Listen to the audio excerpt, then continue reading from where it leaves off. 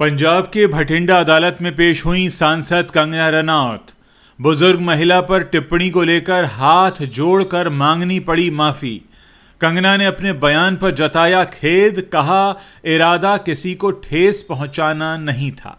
नमस्कार दोस्तों, बीजेपी सांसद और बॉलीवुड की बेबाक एक्ट्रेस कंगना रनौत को पंजाब की भटिंडा अदालत में पेश होकर एक बुजुर्ग महिला पर अपनी विवादास्पद टिप्पणी के लिए हाथ जोड़कर माफी मांगनी पड़ी। ये माफी कोई आम माफी नहीं है, बल्कि एक ऐसा मोड़ है जिसने पूरे देश का ध्यान अपनी तरफ खींच लिया है। आखिर क्या था ये पूरा मामला, क्यों कंगना को कोर्ट में झुकना पड़ा और क्या उनकी माफी से ये विवाद अब थम जाएगा? आइए इस खबर को थोड़ा विस्तार से आपको बताते हैं। ये बात 2020-21 के दौर की है, जब दिल्ली की सीमाओं पर किसान आंदोलन अपने चरम पर था। लाखों किसान नए कृषि कानूनों के खिलाफ सड़कों पर उतरे थे। बच्चे, जवान और बुजुर्ग सभी इस आंदोलन का हिस्सा बने। इन्हीं में से एक थी पंजाब के भटिंडा जिले के गांव बहादुरगढ़ जंडिया की 87 साल की एक बुजुर्ग महिला। ये महिला आंदोलन में शामिल थी और इनकी एक तस्वीर सोशल मीडिया पर वायरल हो गई। लेकिन इस तस्वीर को लेकर कंगना रनौत ने एक ऐसी टिप्पणी की जिसने पूरे देश में हंगामा मचा दिया। कंगना ने सोशल मीडिया पर एक पोस्ट शेयर किया जिसमें उन्होंने इस बुजुर्ग महिला को 100 रुपए में धरने पर बैठने वाली बताया। यह टिप्पणी न केवल अपमानजनक थी, बल्कि इसने पंजाब के किसान समुदाय की भावनाओं को गहरी चोट पहुंचाई। एक्स प्लेटफॉर्म पर एक पोस्ट करते हुए कंगना ने पंजाब की 87 वर्षीय एक बुजुर्ग महिला किसान को बिल्किस बानो बताते हुए एक पोस्ट किया था। कंगना ने जिस 80 वर्षीय बुजुर्ग महिला की तस्वीर पोस्ट की थी वो मोहिंदर कौर थी। उस दौरान कंगना ने एक्स अकाउंट पर लिखा, हाँ, ये वही दादी हैं जिन्हें टाइम मैगजीन की 100 सबसे प्रतिभाशाली व्यक्तियों की लिस्ट में शामिल किया गया था और ये 100 रुपए में उपलब्ध हैं। कंगना की इस टिप्पणी के बाद पंजाब और हरियाणा में गुस्से की लहर दौड़ गई। किसान संगठनों और सामाजिक कार्यकर्ताओं ने सड़कों पर उतरकर कंगना के खिलाफ जोरदार प्रदर्शन किए। लोग सवाल उठाने लगे कि एक एक्ट्रेस जो अब सांसद है और खुद को देशभक्त कहती है, आखिर कैसे एक बुजुर्ग महिला का इस तरह अपमान कर सकती है।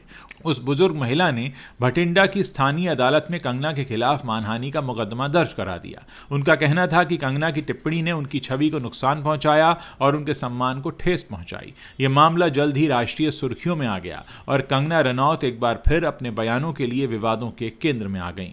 कोर्ट के बाहर मीडिया से बातचीत के दौरान कंगना ने कहा, मैंने जो पोस्ट किया था वो महज एक मीम था, मैंने उसे बस रीट्वीट किया था, खुद से पोस्ट नहीं किया था। आज मुझे भटिंडा आकर बहुत अच्छा लग रहा है। मैंने माताजी के पति को इस गलतफहमी को लेकर एक मैसेज भेजा था। मैंने सपने में भी नहीं सोचा था कि इतना विवाद होगा। कंगना से जब पूछा गया कि क्या उन्होंने गलती की है तो उन्होंने कहा, अगर आप इस मामले को करीब से देखेंगे तो मेरी तरफ से इसमें कुछ भी जोड़ा नहीं गया है। ये एक रीट्वीट था जिसका एक मीम की तरह इस्तेमाल किया गया। मैंने इस बारे में मोहिंदर जी के पति से बात की। देश भर में कई विरोध प्रदर्शन हो रहे थे।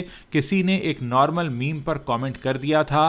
विवाद इसी बात पर हुआ था और मैंने इस गलतफहमी पर खेद जताया है। दूसरी ओर मोहिंदर कौर के वकील रघुवीर सिंह बेनीवाल ने कहा कि कंगना समन जारी होने के बाद अदालत में आई हैं। ये जमानत लेने और जमानत बॉन्ड भरने के लिए था। कोर्ट के अंदर उन्होंने कहा कि वो शिकायतकर्ता से माफी मांगना चाहती हैं क्योंकि ये एक गलतफहमी के कारण हुआ था। लेकिन मोहिंदर कौर की तबीयत ठीक नहीं थी, उनकी जगह उनके पति मौजूद थे। जब अदालत ने मोहिंदर के पति से पूछा तो उन्होंने कहा कि वो अभी कोई फैसला नहीं ले सकते। कोई फैसला लेने से पहले वो किसान यूनियन और अन्य लोगों के साथ इस पर चर्चा करेंगे। ये केस पिछले कुछ सालों से भटिंडा की अदालत में लंबित था। कंगना ने शुरू में इस मामले को हल्के में लिया। उन्होंने कई बार कोर्ट के समन का जवाब नहीं दिया। उन्होंने वीडियो कॉन्फ्रेंसिंग के जरिए सुनवाई में शामिल होने की मांग की, लेकिन निचली अदालत ने इसे ठुकरा दिया। कंगना ने इस केस को रद्द करने के लिए पहले पंजाब और हरियाणा हाई कोर्ट का दरवाजा खटखटाया और फिर सुप्रीम कोर्ट तक गई, लेकिन दोनों ही कोर्ट ने उनकी याचिका खारिज कर दी। सुप्रीम कोर्ट ने साफ कहा कि कंगना ने न केवल एक मीम शेयर किया बल्कि उस बुजुर्ग महिला को निशाना बनाकर अपनी अलग टिप्पणी भी जोड़ी जो कि अपमानजनक थी। कोर्ट ने कंगना को भटिंडा की अदालत में व्यक्तिगत रूप से पेश होने का आदेश दिया और आखिरकार 27 अक्टूबर यानी आज कंगना को भटिंडा की अदालत में हाजिर होना पड़ा। तो दोस्तों ये एक ऐसा मामला है जिसमें कंगना रनौत ने एक बार फिर से माफ़ी मांगी है और ये कोई पहला मौका नहीं है जब कंगना इस तरह के विवादों में फंसी हों। इससे पहले भी कई मौके कंगना के जीवन में आ चुके हैं जब वो तरह तरह के विवादों में फंसती रही हैं। सोमवार यानी आज भटिंडा की अदालत में कंगना रनौत ने अपना पक्ष रखा। उन्होंने कहा, मेरा इरादा किसी की भावनाओं को ठेस पहुंचाने का नहीं था। मैंने केवल एक मीम को रीपोस्ट किया था जो मुझे लगा कि एक सामान्य टिप्पणी है। मैं किसी व्यक्ति विशेष को निशाना नहीं बना रही थी। कंगना ने आगे कहा, हर माता मेरे लिए पूजनीय है, चाहे वो पंजाब की हो या हिमाचल की। अगर मेरे बयान से किसी को ठेस पहुंची है तो मैं खेद जताती हूं। कंगना की इस माफ़ी को कोर्ट ने रिकॉर्ड पर लिया, लेकिन सवाल यह है कि क्या ये माफ़ी उस बुजुर्ग महिला और किसान समुदाय का गुस्सा शांत कर पाएगी। कंगना रनौत का विवादों से पुराना नाता रहा है, चाहे बॉलीवुड में उनके तीखे बयान हो या राजनीति में उनकी बेबाकी। कंगना हमेशा चर्चा में रही हैं। किसान आंदोलन के दौरान भी उन्होंने कई ऐसे बयान दिए जिन्हें लेकर उनकी तीखी आलोचना हुई। उन्होंने आंदोलन को खालिस्तानी और आतंकवादी जैसे शब्दों से जोड़ दिया, जिसके बाद पंजाब में उनके खिलाफ जबरदस्त गुस्सा देखा गया। उनकी फिल्मों के सेट पर विरोध प्रदर्शन हुए और कई जगहों पर उनके पुतले भी जलाए गए। ऐसे में सवाल उठता है कि क्या कंगना की ये माफ़ी केवल कानूनी दबाव का नतीजा है या वो वाकई अपनी गलती को समझ चुकी हैं। कंगना की माफ़ी के बावजूद पंजाब के किसान संगठनों का गुस्सा कम नहीं हुआ है। कई किसान नेताओं का कहना है कि कंगना की टिप्पणियों ने न केवल उस बुजुर्ग महिला का अपमान किया बल्कि पूरे किसान समुदाय को नीचा दिखाने की कोशिश की है। एक किसान नेता ने कहा कि यह माफ़ी कोर्ट के दबाव में दी गई है। अगर कंगना को वाकई खेद होता तो वो पहले ही माफ़ी मांग चुकी होती। कुछ संगठनों ने मांग की है कि कंगना को सार्वजनिक मंच पर माफ़ी मांगनी चाहिए ताकि किसान समुदाय का सम्मान बहाल हो सके। बहरहाल ये मामला ऐसा है जिस पर हर देशवासी चिंता जता रहा है, क्योंकि अगर एक चुनी हुई सांसद के ऊपर इस तरह के आरोप लगते हैं तो चिंता होनी भी जायज़ है। भटिंडा की अदालत ने कंगना की माफ़ी को रिकॉर्ड पर लिया है, लेकिन अभी यह साफ नहीं है कि कोर्ट इस मामले में क्या फैसला लेगी। क्या कंगना को इस माफ़ी के बाद राहत मिलेगी या फिर मानहानि का यह केस आगे बढ़ेगा।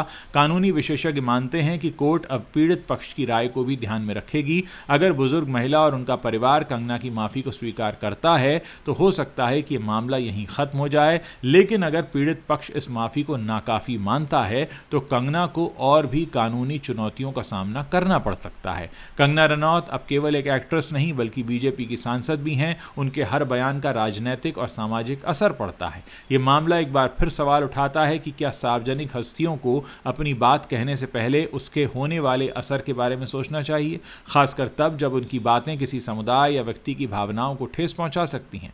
पंजाब में बीजेपी पहले से ही किसान आंदोलन के बाद से कमज़ोर स्थिति में है और कंगना का यह विवाद पार्टी के लिए और मुश्किलें खड़ी कर सकता है। हालांकि कंगना की माफ़ी को लेकर भी अलग अलग तरह की राय इस समय सामने आ रही हैं। कुछ लोग इसे बहुत सकारात्मक कदम मानते हैं और उनका मानना है कि कंगना के माफ़ी मांग लेने से ये मामला यहीं शांत हो सकता है, लेकिन कई लोग इसे केवल एक कानूनी रणनीति मान रहे हैं। कंगना ने कोर्ट में यह ज़रूर कहा कि उनका इरादा किसी को ठेस पहुंचाने का नहीं था, लेकिन उनकी टिप्पणी इस समय लाखों लोगों तक पहुंच चुकी थी जिस वक्त उन्होंने ट्वीट किया। ऐसे में क्या कोर्ट में दी गई ये माफ़ी उस नुकसान की भरपाई कर सकती है जो उस बुजुर्ग महिला और किसान समुदाय को हुआ। ये सवाल अभी भी हवा में है। ये खबर दोस्तों हमें सोचने पर मजबूर करती है कि सोशल मीडिया के इस युग में जहां एक बयान लाखों लोगों तक पलक झपकते ही पहुंच जाता है, शब्दों की ताकत और जिम्मेदारी कितनी अहम होती है। कंगना रनौत का यह मामला न केवल एक कानूनी लड़ाई है बल्कि हमें यह भी सिखाता है कि शब्दों का गलत इस्तेमाल कितना नुकसान पहुंचा सकता है।